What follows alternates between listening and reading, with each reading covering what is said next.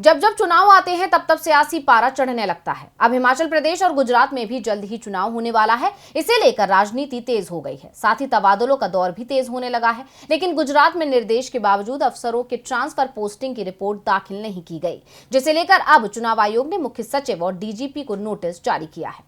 गुजरात में इस साल के आखिर में होने वाले विधानसभा चुनाव की तैयारियां जोरों पर हैं। भले ही तारीखों का ऐलान नहीं किया गया है, लेकिन चुनाव निष्पक्ष तरीके से कराने के लिए निर्वाचन आयोग ने भी अपनी कमर कस ली है। हर चीज पर आयोग की पैनी नजर है। वहीं निर्वाचन आयोग ने चुनाव से जुड़ी ट्रांसफर और पोस्टिंग रिपोर्ट नहीं मिलने पर गुजरात सरकार से नाराजगी जताई है और गुजरात के मुख्य सचिव और डीजीपी से रिपोर्ट तलब की है। दरअसल चुनाव से पहले नियम आधारित ट्रांसफर और पोस्टिंग करने के बार निर्देश के बावजूद गुजरात सरकार की तरफ से अब तक रिपोर्ट नहीं भेजी गई है। रिपोर्ट देने में देरी की वजह से ही आयोग ने मुख्य सचिव और डीजीपी को तलब कर जवाब मांगा है। दरअसल 1 अगस्त को नियम और शर्तें आधारित तबादले और पोस्टिंग के लिए चुनाव आयोग ने दिशा निर्देश भेजा था और 30 सितंबर तक रिपोर्ट देने को कहा था, मगर गुजरात से अब तक रिपोर्ट नहीं आई।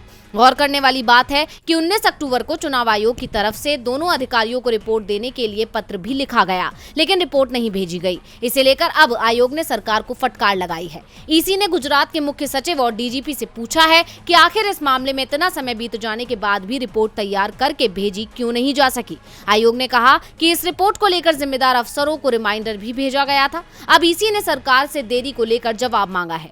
देखना होगा कि अपनी गैर जिम्मेदारी को लेकर बीजेपी सरकार क्या जवाब देती है। डीवी लाइव की रिपोर्ट।